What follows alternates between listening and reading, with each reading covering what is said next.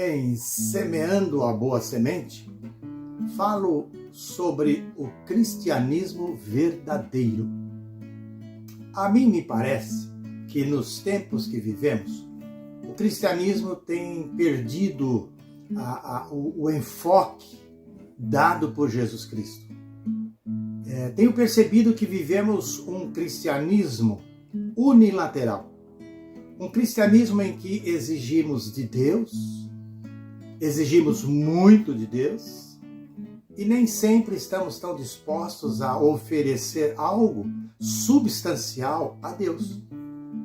Vivemos um cristianismo, e eu tenho visto, ouvido, recebido mensagens lindas, maravilhosas, espetaculares, mas que não me parece serem verdadeiras mensagens cristãs. Elas falam de coisas muito boas, a vitória, a conquista, o Deus que vai dar, o Deus que não nega, o Deus que é fiel. Mas eu não tenho recebido mensagens que falam sobre o meu envolvimento, o envolvimento de alguém na obra de Deus. Então eu chamei esse cristianismo de um cristianismo unilateral, em que alguns muitas vezes até ficam ofendidos porque esperavam de Deus alguma coisa e não receberam. E aí, não, já não querem mais estar seguindo a Deus. Eu lembro de alguém que me pediu oração uma vez e a situação foi se agravando, e depois de uma noite orando e pedindo, e no amanhecer a pessoa que estava pedindo oração me escreveu dizendo: eu acho que nem acredito mais em Deus. Já pensaram? É assim que a coisa complica. E para mim, esse é o cristianismo unilateral, em que Deus tem que fazer, eu não preciso fazer nada a não ser receber as bênçãos. Mas não foi isso que Jesus ensinou. O cristianismo verdadeiro, o cristianismo de Jesus Cristo, tem um outro enfoque. Não que ele não seja bom, não que ele não ofereça as coisas boas, não que Deus não possa nos abençoar. E se alguém quer nos abençoar, esse alguém chama-se Deus. E ele nos abençoa com bênçãos maravilhosas, espetaculares. Eu tenho experimentado isso na minha vida e você certamente o tem também. Mas Jesus, lá em Mateus capítulo 24, do versículo 1 ao 12, pelo menos, quando encontramos ali o tema, o princípio das dores, Jesus está deixando o templo lá de Jerusalém. Os discípulos estão maravilhados com a suntuosidade do templo, chamam a atenção de Jesus. Olha, mestre! E o mestre diz: vocês estão vendo isso? É maravilhoso. Mas não ficará pedra sobre pedra que não seja derrubada. Continua o texto e diz que, em particular, eles procuraram Jesus e quiseram saber o que Jesus estava falando mesmo. E se era o fim, e que sinais Jesus poderia dar do fim. Eles precisavam saber disso. E Jesus, então, no versículo 4, antes de responder à pergunta dos discípulos, ele faz uma observação muito grande. Ele faz uma advertência, na verdade. No versículo 4 ele diz: acautelai-vos, que ninguém vos engane. Corremos o risco, como eles correram, corremos o risco ainda hoje de estarmos sendo enganados com um falso evangelho, com um falso cristianismo. E muitas vezes poderemos caminhar por um caminho que não é o caminho de Deus. Jesus, quando observou e incentivou que eles ficassem atentos, porque ele diz: surgirão falsos profetas. E no decorrer desses versículos, ele vai mostrando os problemas que os cristãos, a partir lá dos apóstolos, dos seus discípulos, iriam enfrentar. É interessante considerar, e eu estive refletindo sobre isso, e então posso trazer para vocês algumas informações interessantes do que fora o discurso de Jesus. O discurso de Jesus. Ele diz: quem perder a sua vida, salvá-la.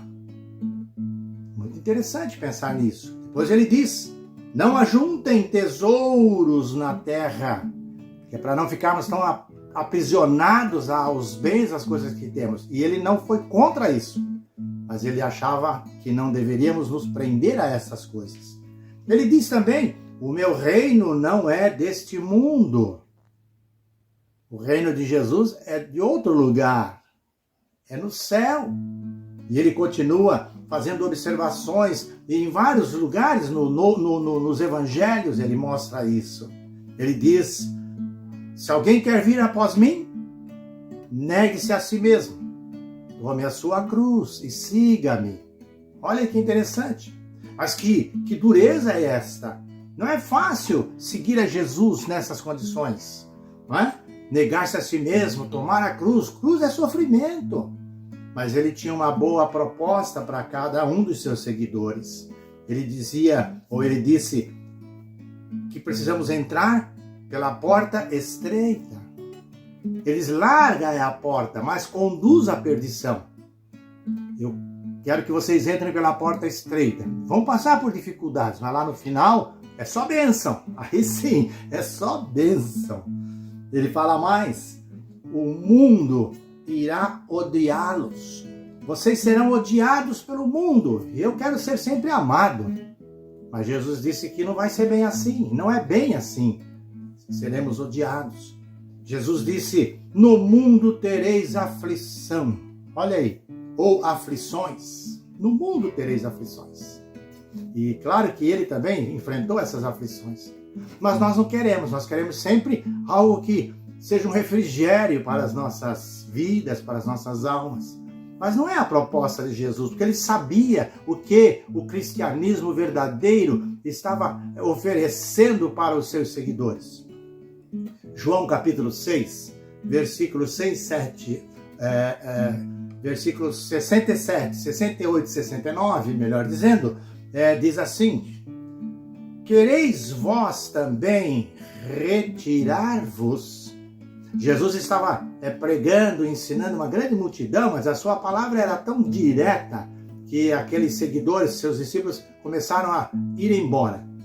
E num ato talvez assim, de tristeza, não sei, mas Jesus diz: olha para os 12, diz o texto, vocês também não querem ir? Podem ir, fiquem à vontade. E Pedro responde pelos seus colegas, né? Discípulos ou apóstolos como ele. Respondeu Simão Pedro: para quem iremos nós? Tu tens palavras de vida eterna. Para quem iremos nós? E o importante é ter essa convicção. Tu tens palavras de vida eterna. E ele continua e diz: e nós temos crido. O importante é crer. E nós temos crido e conhecido. Quer dizer, estava vivendo essa experiência, estava conhecendo de forma concreta, direta. E conhecido que tu és o Cristo, o Filho do Deus vivo. O importante é saber disso, é ter essa consciência, essa convicção e se apegar a ela para viver o cristianismo de Cristo, que não oferece só coisas boas, lindas e maravilhosas, mas anuncia que para sermos tão cristãos, vamos passar por horas difíceis, que nos preocupam, que nos entristecem, mas que lá no fim vai ser só vitória. Porque quando Jesus disse que no mundo teve aflições, ele diz assim: tende bom ânimo. Não desanimem não. Tende bom ânimo. Eu venci. E se Jesus venceu, ele está garantindo a mim e a você a vitória. E vitória é sempre depois de lutas, de dificuldades. Aí vem a vitória. Então, pense nisso e faça todo o possível para viver o verdadeiro cristianismo. Acautelai-vos, que ninguém vos engane. Pensa nisso. E eu desejo que Deus abençoe a sua vida.